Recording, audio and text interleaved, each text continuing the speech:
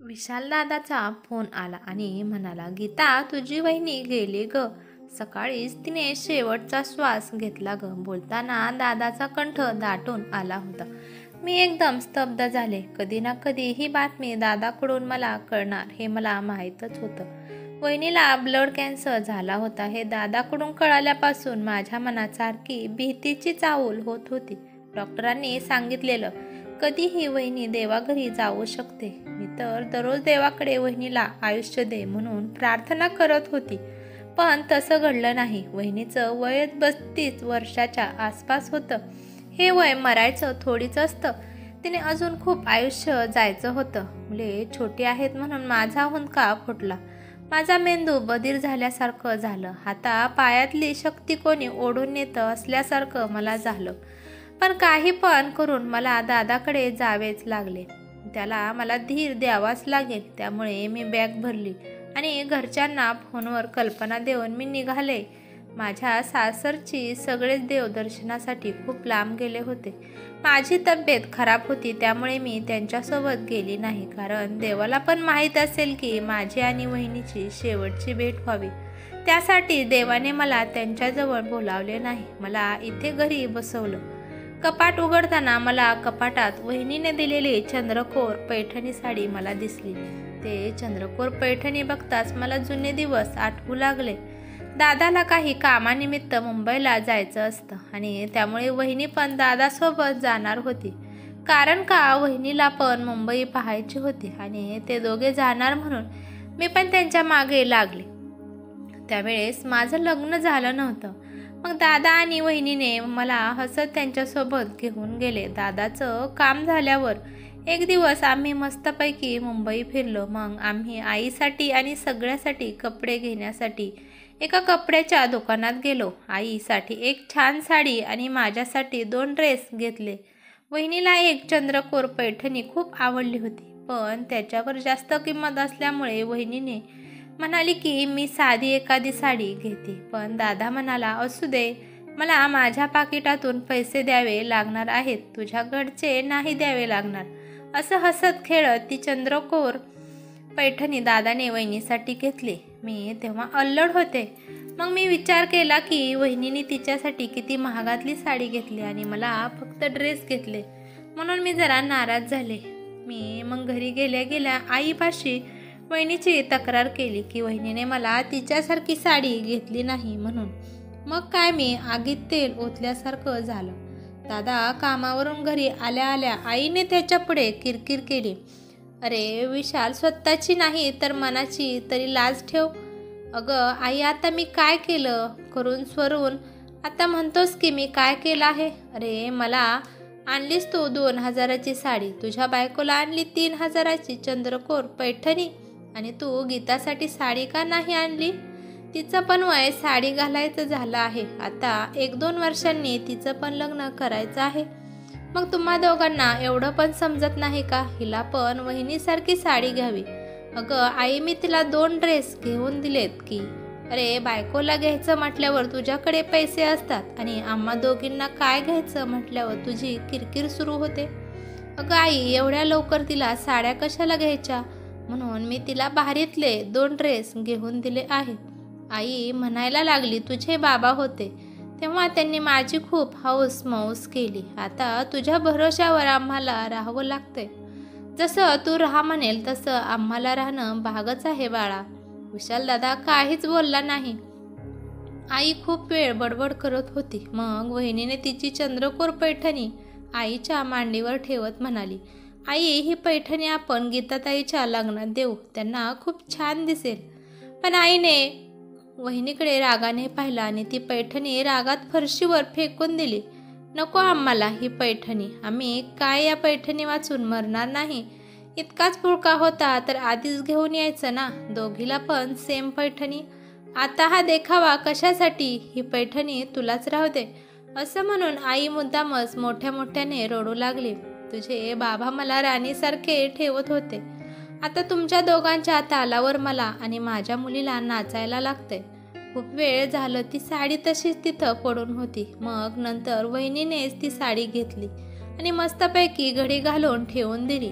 त्यानंतर माझ्या चुलत भावाचं लग्न होतं, त्यामुळे वहिनी ती पैठणी घालायची असा विचार करत होती.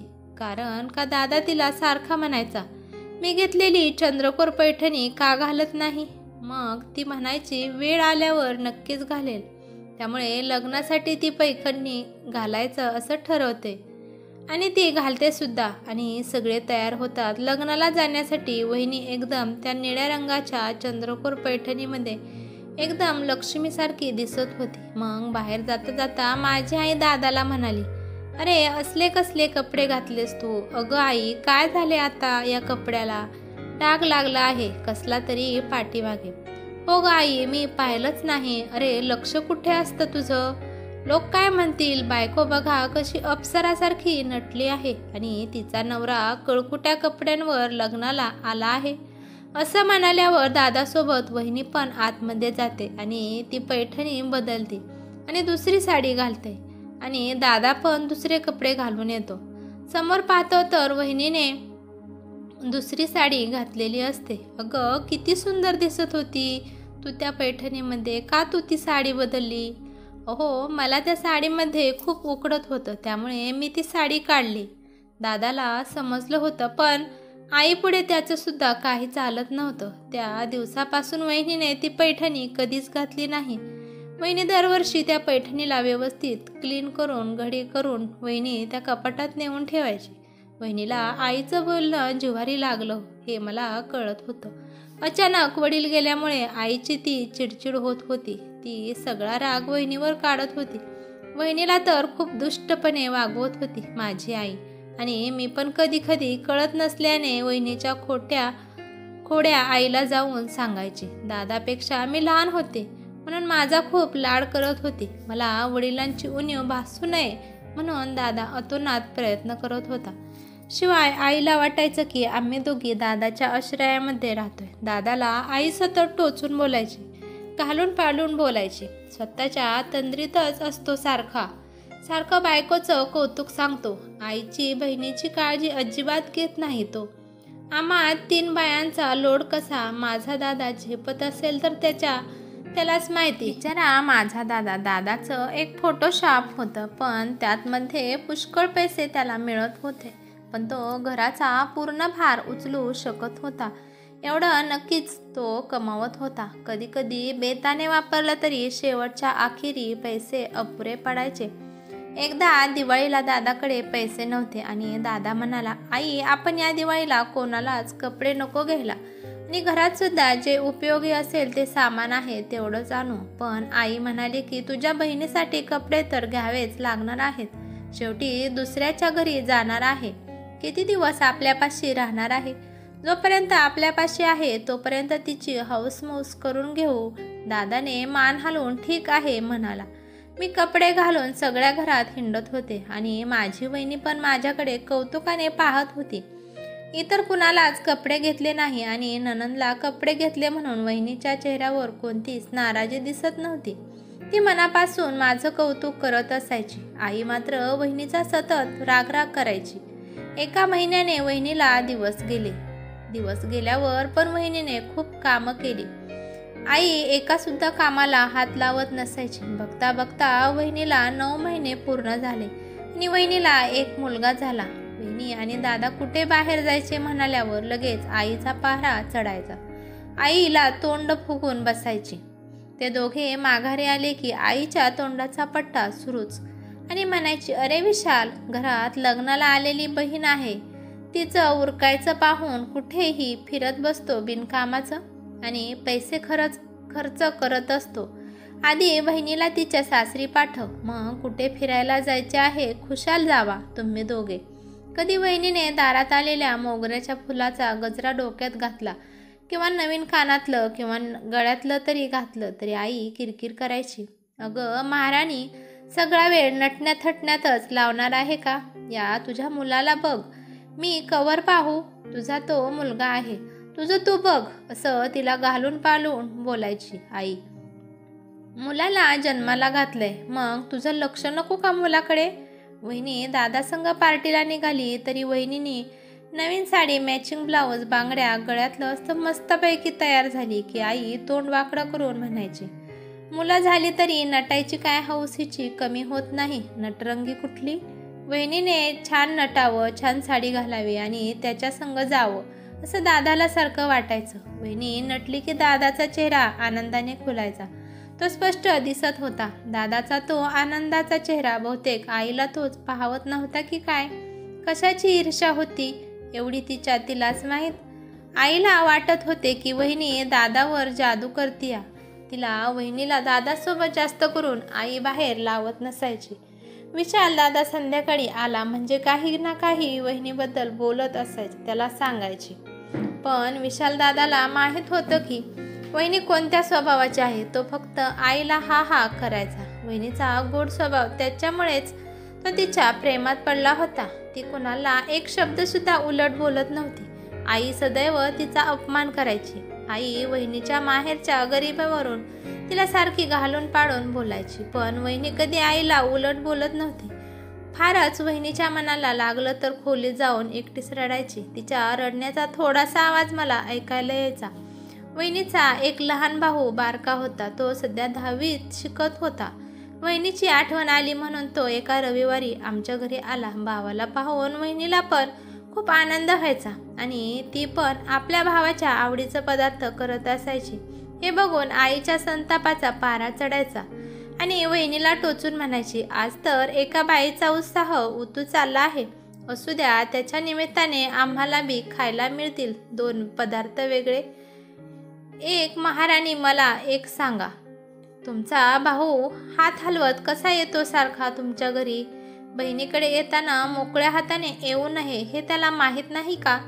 एखादी छोटी भेटवस्तू आणावी हे सुद्धा कळत नाही का त्याला? मग वहिनी हळू आवाजात म्हणायची, आई तो अजून लहान आहे, शिकत आहे. तो मोठा झाला की नक्की निखिल बघा. लहान आहे म्हणून काय झालं? अगं, दुकानात 1 रुपयापासून वस्तू भेटतात आणि एखादं चॉकलेट किंवा बिस्किटचा पुडा एवढं सुद्धा आणता येणार नाही. दळभद्री कुठला? दळभद्री हाय म्हटल्यावर त्याला रीतभात काय कळणार? अशा वेळी वहिनीला रडू आवरत नसायचं. पुढे 4-5 वर्षांनी माझं लग्न झालं. सासरची माणसे पण खूप चांगली आणि पैसेवाले होते आणि दादानी खूप थाटामाटात माझं लग्न लावलं. नवरा पण एका सरकारी नोकरीला होता आणि त्यांना हुंडा मानपान काहीच नको होतं आणि त्याच्यामुळे माझं लग्न केलं. माझी पाठवणी करताना वहिनीने तिच्या कपाटातून ती चंद्रकोर पैठणी आणली आणि ती माझ्या बॅगेत घातली आणि मला म्हणाली, माझी छोटीशी आठवण म्हणून राहू दे. अगं वहिनी, ही तुझी लाडाची चंद्रकोर पैठणी आहे आणि त्यात तुझ्या भावना दडलेल्या आहेत. माझ्या दादांनी किती प्रेमाने तुला खरेदी करून दिली आहे. हा मला नको देऊ आणि मला वाटते की ही पैठणी माझ्यापेक्षा तुझ्यावरच खूप छान दिसेल, कारण का तू नवीन नवरी आहे, त्यामुळे तू घ्यावी असं मला वाटतं. आणि जेव्हा आपण नेसशील तुझ्या वहिनीची आठवण काढ. मी वहिनीला मिठी मारली आणि म्हणाली, खरंच वहिनी, तुझी आठवण मला नेहमीच येईल. तुझ्यासारख्या स्त्रिया या जगात खूप कमी आहेत.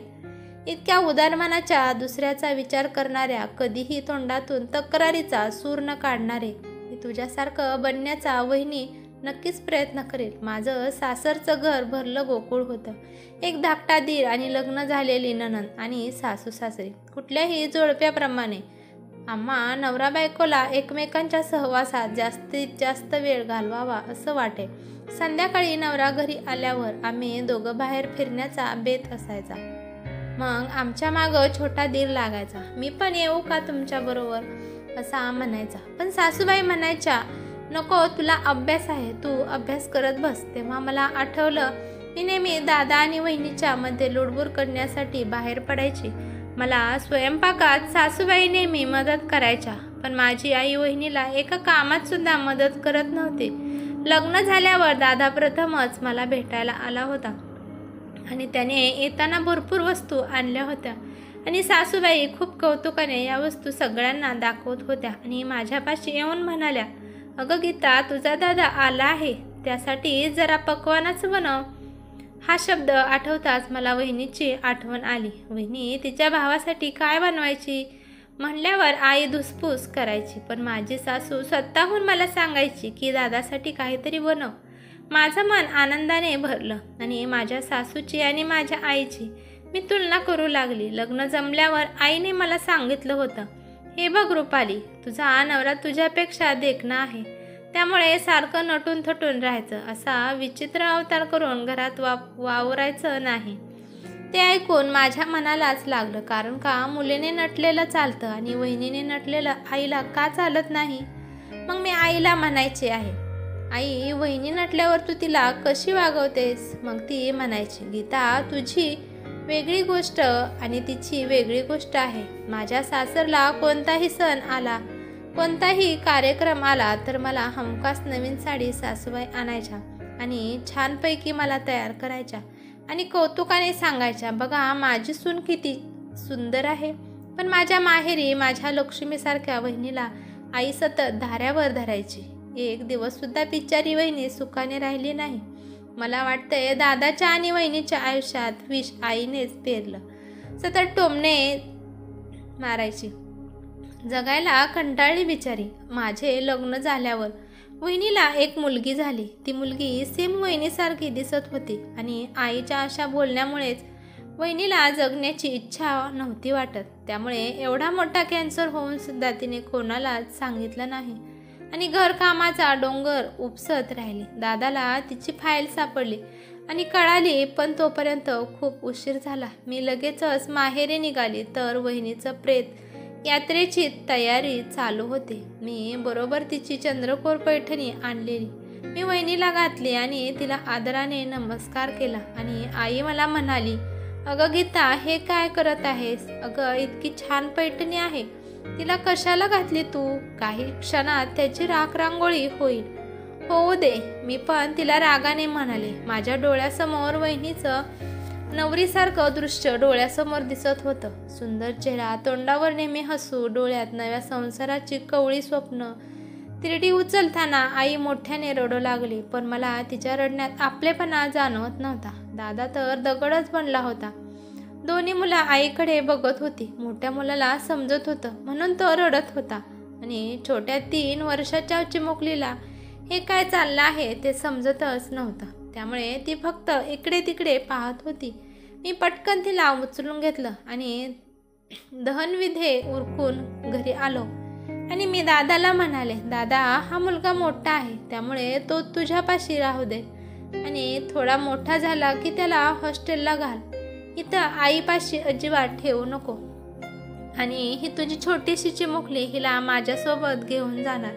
मी हिला वाढवेल, सांभाळेल, लहानाची मोठी करेल आणि तू जेव्हा म्हणशील तेव्हा तू हिला परत घेऊन जाऊ शकतो. त्यावर आई म्हणाली, अगं, हे काय बोलत आहेस तू?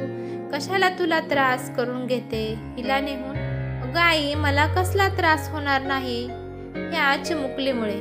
अगं, ही उलट इथं राहिली तर तूच तिचं जीवन नरक करशील. अगं, तुझ्या सासूला काय वाटेल? तुझे सासरचे माणसे काय म्हणतील? काही सुद्धा कोण काही म्हणणार नाही. मला सासरची माणसं, सासू तर माझी एवढी चांगली आहे की मी घेतलेल्या निर्णयावर ती मला शाबासकी देईल. त्या मला पाठिंबाच देतात. गीता ठामपणे म्हणाली. मला वाटतंय वहिनीवरून पाहत असेल. मी मनातच म्हणाली, वहिनी तुझी ही लेक मी माझ्यासोबत घेऊन जाणार आहे. तुझा अनमोल ठेवा म्हणूनच मी तिला वाढवेल, ही मला खात्री आहे. ही तुझा संस्कार घेऊन जन्माला आली आहे. तुझं रूप मी तिच्यात बघते. तू निश्चिंत राहा. तर मित्रांनो, कशी वाटली तुम्हाला ही कथा?